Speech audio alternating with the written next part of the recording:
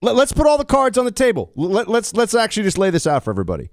There's a lot of back and forth right now. I hear it all the time. I was at a dinner last night with 20 rock-solid Republicans down here in Florida, and we actually did, just for fun, we did a straw poll, and the straw poll came out pretty close to even between DeSantis and Trump, as in who. It wasn't who they want, it was who they think, to be fair, who they think will be the nominee. So I sit here and I say to myself, okay, this is going on all over the place. Every person that I know who cares about politics right now, Clay and I are talking about this, texting each other, updates, who's saying what, how are things going, who is going to lead this party going forward? And I'm going to say this, anyone who thinks that they know for sure, as in they can predict the future of who, I think is mistaken. I think it's very possible it's Trump. I think it's very possible it's DeSantis. I think it's also, it's a crazy world we live in, and we're not going to know for at least another 6 months or so who the Republican nominee is even likely to be, based on actual polling that's going on. And, 6 months, give or take. I'm just pulling it out of thin air.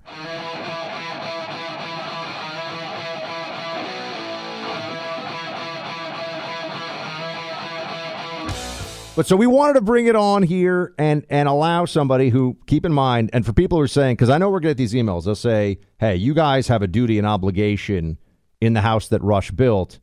And I always say, yeah, we absolutely do. And that's to have a conversation that brings in people within the party. First of all, Ann and Rush were very close friends. I don't know. I think some folks know that, or they were close friends for many years.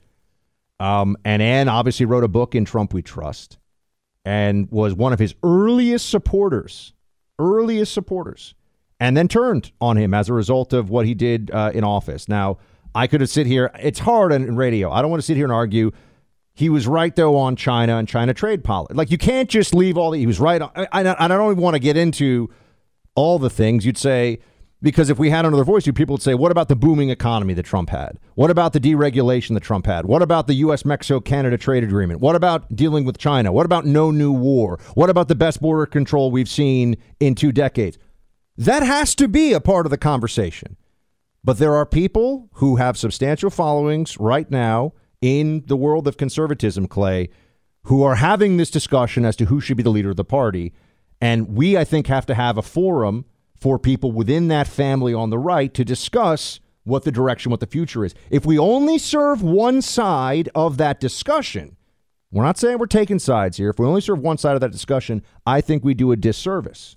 I think this show is a big public forum for people who are conservative, for people who are libertarian, for people who, frankly, maybe left leaning in the past but have come over because of the authoritarianism that they have seen in the wake of COVID, and also what happened to Brett Kavanaugh and all those things. And I think if we pretend that this is not going to be, as I said when Ann was on, this is going to be a nasty, eye-gouging, rolling around in the mud battle over who is the nominee in 2024. This is not going to be some situation where Trump clears the field like it was in 2020, and you and me and Buck and everybody out there said, hey, we're all in for Trump. I think there's going to be a lot of divisions. And I want to throw this in there, too. Would Trump have even been Trump without having to go through that primary and defeat people that, by the way, we have on the show and we think are, Ted Cruz, a fantastic senator and a really good American. And you and I both like him. Marco Rubio is doing a really good job in Florida. Trump had to beat those individuals. Yeah. It got a little nasty sometimes. But by the time Trump made his way through that primary, he was a well-oiled machine going up against Hillary Clinton. So it's likely there's going to be some kind of a primary here. We want to hear from folks on this one. And we want to hear voices that aren't just going with whatever. I mean, when I say voices, bring on guests that aren't just going with whatever they think the consensus is at any one point in time. You can agree or disagree with Dan, Buck, with Ann. With Ann. She's super smart.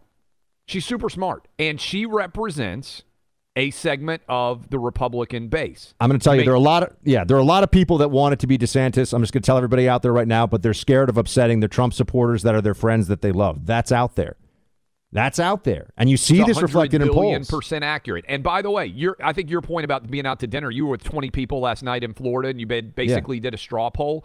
I'm having the same kind of straw polls all the time when I'm out to dinner. Number one question that people in media, and I think Republicans are talking about privately, is you team Trump or you team DeSantis. Now, look, DeSantis hasn't even announced yet. And he may not. And he may decide that he's not going to do it. I think he's going to run. I think you think, Buck, he's going to run. Yes. But until he's officially in the battle, that's not a definite. But all of you out there listening right now may well have to make this decision. I want to read, Buck. I've got a bunch of emails here that I think are funny, and then we're going to go to your calls. Jim says, and this is just a representative sample of the emails that are rolling into the show, reacting. By the way, clayandbuck.com, become a VIP to send us these emails directly, please.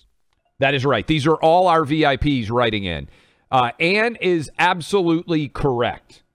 As I read, this is Jim who's saying she's absolutely correct. No matter what happens, Trump can't win. He cannot win the Midwest with his demeanor, no matter what a great president he was with the ideas he had.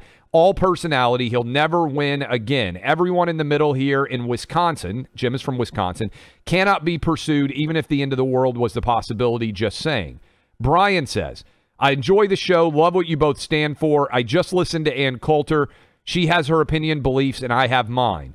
I turned it off. Ann Coulter is belittling, and she was inconsiderate and obnoxious to the point that I felt I needed to email you. That is, by the way, Brian. Cole says. Did you get Chris here? Because Chris is on the, go ahead, completely agreeing with Ann. Yeah, we'll read Chris. Yeah, Chris wrote this into us just now. I'm completely agreeing with Ann Coulter's take. Trump did well for us when he was in office, but he was a lightning rod. Clay talks about what the party can do given the midterm disappointments. It's halftime, and we need to change the QB. Sports. Hashtag sports. There you go. DeSantis is similar in backbone and vigor, but at least to date has not and hopefully will not spoon-feed the left with material against him as Trump continues to do. Given the negativity that Trump affiliation meant to some of the election candidates, you guys need to let Trump go or we will lose.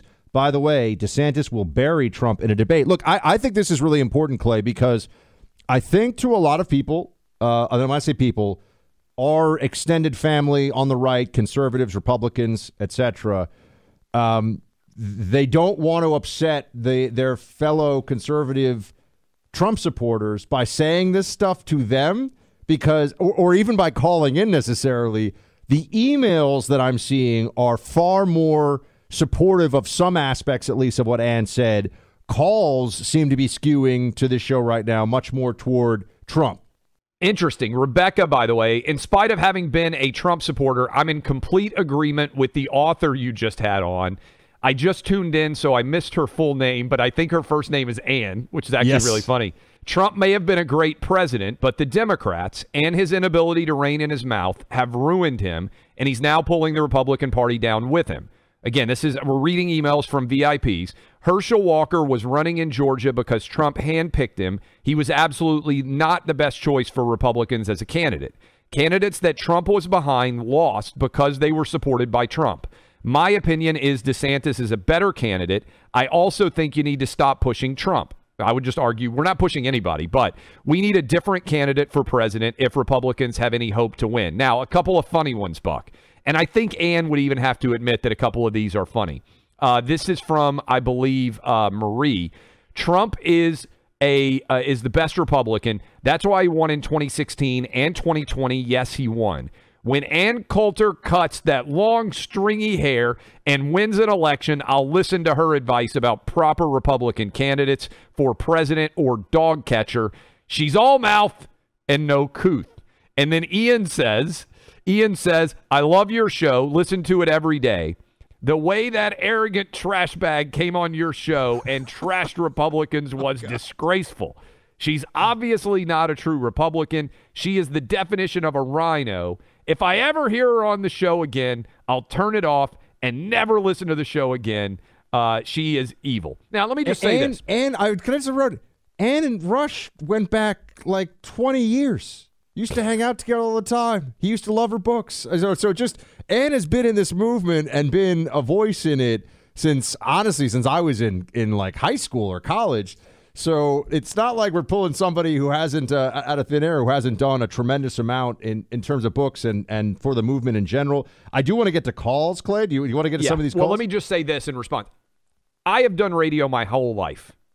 Whenever somebody says, I will never listen to the show again, they always listen to the show again, and they always listen more than they ever have before. So, look, I would just say this.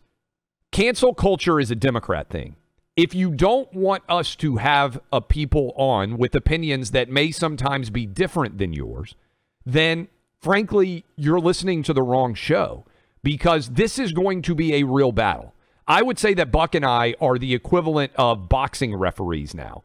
This is a big forum. There's going to be a lot of punches thrown. We're going to try to keep the fight as fair as we possibly can as the Republican primary plays out. But I don't see it as our responsibility to say to all of you, right, you have to vote this way, or you have to believe this. How would this work? We know that at least, and this is we can point to the data, to various straw polls, at least a third of this audience is it's Trump or nobody.